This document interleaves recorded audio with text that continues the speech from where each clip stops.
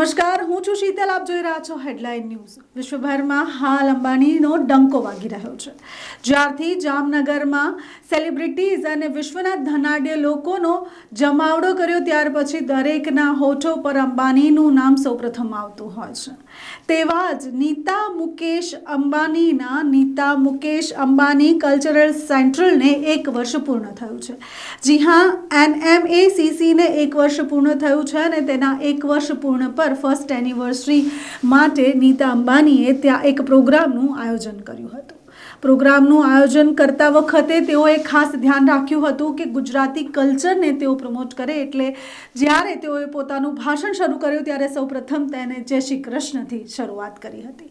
આમ પણ જ્યારે કોઈ પણ પ્રોગ્રામ હોય કે કોઈ પણ પબ્લિક અપેરન્સ હોય ત્યારે અંબાણી પોતાના ગુજરાતી હોવાનું ગર્વ દાખવતા જ હોય છે અને હંમેશા પોતાના સંસ્કાર અને સંસ્કૃતિથી જોડાયેલા જોવા મળતા હોય છે. આ પ્રોગ્રામમાં પણ કંઈક એ જ રીતે થયું. નીતા અંબાણી ગુજરાતી સાડી પહેરીને આવ્યા.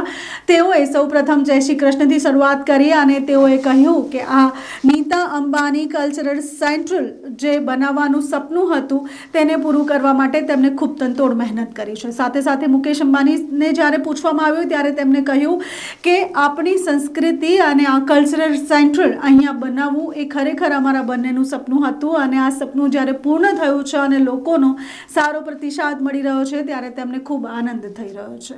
નમસ્કાર, જય શ્રી કૃષ્ણ. 1 વર્ષ વીતી ગયું.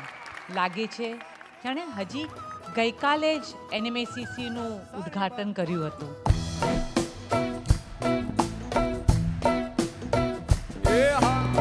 કેવી અદ્ભુત સાંજ છે આ.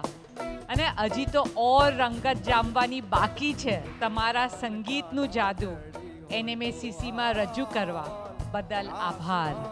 હવે અમે તમને ગોતી લીધા. તમારો જાદુઈ અવાજ, તમારી એનર્જી, તમારો જુસ્સો અને અદ્ભુત કલા, આ બધાથી તમે ગુજરાતી સંગીતને એક અનોખી ઊંચાઈ પર લઈ ગયા છો. આપણા દેશનો ગૌરવ પ્રાપ્ત થશે ને આપણી સંસ્કૃતિ આખા વિશ્વના આકાશમાં ચમકી ઉઠશે.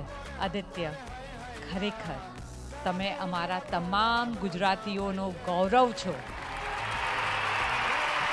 બધા તાલીઓનો તાલ પાડી અને થેન્ક યુ કયો નીતા મુકેશ અંબાણી NMA. અમારા નીતાબેનને ધન્યવાદ અને અમારા સાહેબ મુકેશ અંબાણી સાહેબનો પણ ખૂબ ખૂબ આભાર. તમે મળવા તે ના આવો શા માટે? તમે મળવા તે ના આવો શા માટે? તમે મળવા તે ના આવો શા માટે? અનગોર જરે ચૌર મારું મારું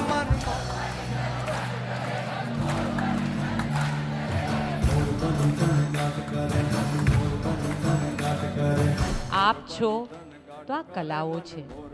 આપ છો તો ભારતનો આ અમૂલ્ય વારસો જીવંત છે.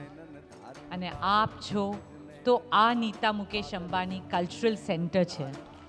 અને હા, હું આપને ખાતરી આપું છું કે આ તો માત્ર શરૂઆત છે. હજી તો નવા શિખરો સર કરીશું, સાથે નવા મુકામ હાસિલ કરીશું. થેન્ક યુ, ધન્યવાદ.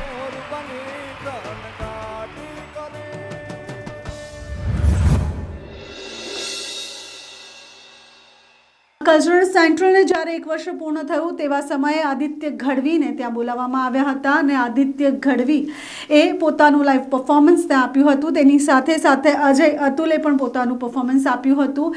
એવા ઘણા બધા સિંગર્સ હતા જેઓએ પોતાનું પરફોર્મન્સ લાઈવ આ પ્રોગ્રામમાં આપ્યું. આખો program Nita Mukesh Ambani cultural central પર કરવામાં આવ્યો હતો. જ્યારે ગયા વર્ષે નીતા મુકેશ અંબાણી કલ્ચરલ સેન્ટ્રલનું ઉદ્ઘાટન થયું ત્યારે બોલિવૂડ હોલિવૂડ જગતના દિગ્ગજથી દિગ્ગજ લોકો ઉદ્ઘાટનમાં આવ્યા હતા.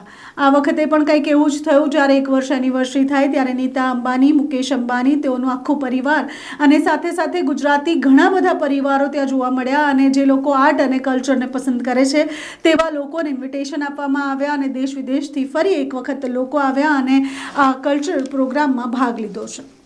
આપને કહી દઈએ કે નીતા મુકેશ અંબાની કલ્ચર સેન્ટ્રલ છે તે મુંબઈના બેન્ડ્રા ખાતે આવેલું છે, જેમાં 2000થી વધુ સીટો છે અને એક સુસજ્જ થિયેટર બનાવવામાં આવ્યું છે. આ થિયેટર પર 8400 સર્વોસ્કી ડાયમંડ જડેલા છે અને આ વિશ્વનું સૌથી પહેલું એવું થિયેટર છે જે આટલી બધી સુવિધાઓ છે.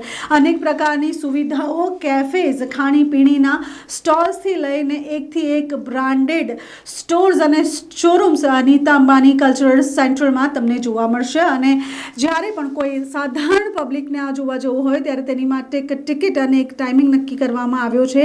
કોઈ પણ જઈને તેને વિઝિટ કરી શકે છે અને આર્ટ અને કલ્ચરને પસંદ કરતા લોકો ત્યાં જઈને પોતાનો સમય વ્યતીત કરી શકે છે.